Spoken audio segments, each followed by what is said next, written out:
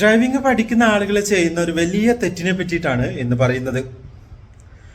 ഈ ഡ്രൈവിംഗ് പഠിക്കുന്ന ആളുകൾ റോഡിലൂടെ പോകുന്ന സമയത്ത് അവരുടെ മനസ്സിൽ എന്താ ഒരു ധാരണ ഉണ്ടാവുകയെന്നറിയോ? ഞാൻ ഡ്രൈവിംഗ് ഒന്നും അറിയാത്ത ആളാണ്, റോഡിൽ പോകുന്ന മറ്റെല്ലാ ആളുകളും നല്ല ഡ്രൈവിംഗ് എക്സ്പേർട്ടാണ്, അതുകൊണ്ട് ആരെങ്കിലുമൊക്കെ കണ്ടു കഴിഞ്ഞാൽ ഞാൻ വേഗം സൈഡാക്കി കൊടുക്കണം, സൈഡിൽ നിർത്തണം, അവരൊക്കെ നല്ല പഠിച്ച ആളുകളാണല്ലോ, അവരൊക്കെ വേഗം പോകണം, ഞാൻ മെല്ലെ പോയാൽ മതി, എൻ്റെ കാര്യം എനിക്ക് വലിയ ഓർമ്മയുണ്ടാവില്ല. ഇങ്ങനെ ഒരു ധാരണയാണ് പലപ്പോഴും ഡ്രൈവിംഗ് പഠിക്കുന്ന ആളുകൾക്കൊക്കെ ഉണ്ട്. അതുകൊണ്ട് അവരെന്താ ചെയ്യുകയെന്നറിയോ? അവർ വലിയൊരു തെറ്റ് ചെയ്യുന്നു. അതിനെ പറ്റിയിട്ടാണ് ഇന്ന് പറയുന്നത്. ഇപ്പോൾ ആർട്ട് ഓഫ് ഡ്രൈവിംഗ് പ്രോഗ്രാം നടന്നുകൊണ്ടിരിക്കുന്നത് മലപ്പുറം ജില്ലയിലാണ്. ഒരുപാട് ബുക്കിംഗ് വന്നിട്ടുണ്ട്. അപ്പോൾ അതിൻ്റെ ഒരു തിരക്കിലാണ് ഇപ്പോൾ. അപ്പോൾ ഈ പ്രോഗ്രാം എന്താ നിങ്ങൾക്ക് അറിയാമെന്ന് വിചാരിക്കുന്നത്, വൺ ഡേ ട്രെയിനിങ് പ്രോഗ്രാമാണ്. പ്രോഗ്രാമിൽ പങ്കെടുത്തു കഴിഞ്ഞാൽ നെക്സ്റ്റ് ഡേ മുതൽ നിങ്ങൾക്ക് പേടിയില്ലാതെ ഡ്രൈവ് ചെയ്യാൻ പറ്റും. പങ്കെടുക്കാൻ താല്പര്യമുള്ള ആളുകൾ സ്ക്രീനിൽ കാണുന്ന വാട്സപ്പ് നമ്പറിൽ കോൺടാക്ട് ചെയ്യുക. ഏജ് ഒരു പ്രശ്നമല്ല, ആണുങ്ങൾക്കും പെണ്ണുങ്ങൾക്കും ഒക്കെ ക്ലാസ്സിൽ പങ്കെടുക്കാം കേട്ടോ. അപ്പോൾ താല്പര്യമുണ്ടെങ്കിൽ സ്ക്രീനിൽ കാണുന്ന വാട്സപ്പ് നമ്പറിൽ കോൺടാക്ട് ചെയ്യൂ. ഇനി നമ്മുടെ സബ്ജക്റ്റിലേക്ക് വരാം. ഒരു ചെറിയ റോഡിലൂടെ ഇങ്ങനെ പോകുന്നു എന്ന് വിചാരിക്കാം. ഡ്രൈവിംഗ് പഠിക്കുന്ന ആളിങ്ങനെ റോഡിലൂടെ പോകുന്നു. ബാക്കിൽ നിന്നൊരു ലോറി വന്നു, ഹോൺ അടിച്ചു. എന്താ ആദ്യം ചെയ്യാം? ആദ്യം ചെയ്യുന്ന കാര്യം എന്താണെന്നറിയോ? അപ്പം തന്നെ അവിടെ തന്നെ ചവിട്ടി നിർത്തും. ഇതാണ് ഡ്രൈവിംഗ് പഠിക്കുന്ന മിക്ക ആളുകളും ചെയ്യുന്നത്. അവരെന്താ വിചാരിക്കുന്നതെന്നറിയോ? ഞാൻ ഇവിടെ ചവിട്ടി നിർത്തി കഴിഞ്ഞാൽ ലോറി പോയിക്കോളല്ലോ എന്ന്. മനസ്സിലാക്കേണ്ട കാര്യം, നിങ്ങൾ നടു റോഡിൽ ചവിട്ടി നിർത്തി കഴിഞ്ഞാൽ നിങ്ങൾ അവിടെ ചെയ്യുന്നത് എന്താണെന്നറിയോ? ടോട്ടലി ആ ലോറിയെ കൂടെ ബ്ലോക്ക് ചെയ്യുകയാണ് ചെയ്യുന്നത്.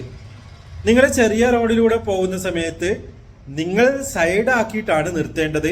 അങ്ങനെ സൈഡാക്കി നിർത്തുന്ന സമയത്ത് ഒരു കാര്യം നിങ്ങൾക്ക് ഉറപ്പ് വേണം. എന്തുറപ്പ് വേണം?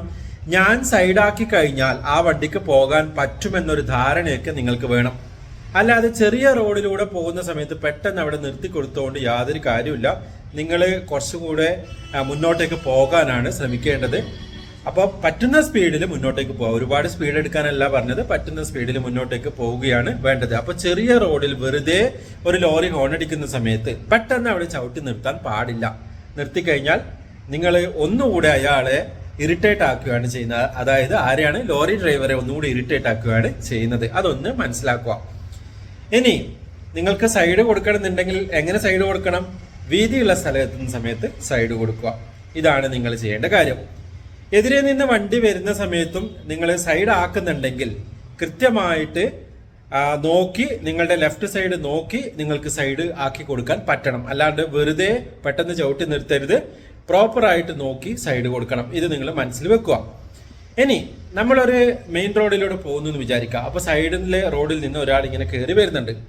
പഠിക്കുന്നവരെന്താ ചെയ്യാന്ന് പറയുക? പെട്ടെന്ന് അവിടെ നിർത്തും. കാര്യം എന്താ? അയാൾക്ക് കയറണ്ടേ? ഇതാണ് പലരും ചോദിക്കുക.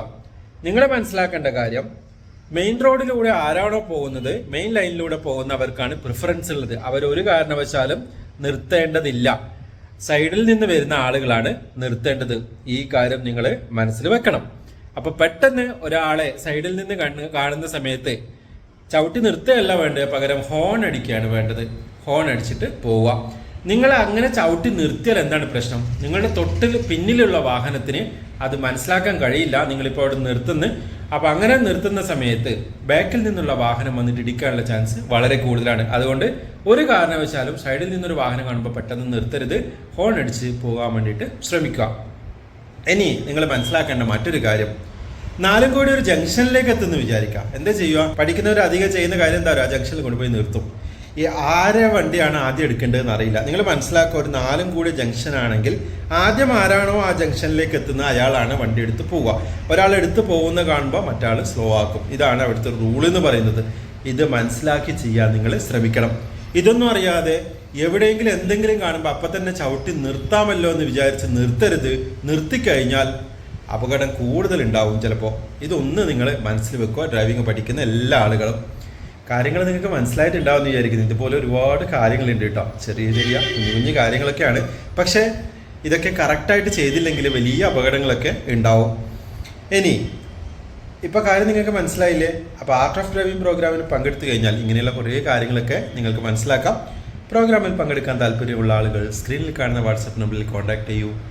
അപ്പോൾ വീണ്ടും മറ്റൊരു ബ്ലോഗിൽ കണ്ടുമുട്ടാമെന്ന ശുഭപ്രതീക്ഷയോടെ ഞാൻ നിങ്ങളുടെ സ്വന്തം Sajeesh Govindan. Thank you. Bye bye.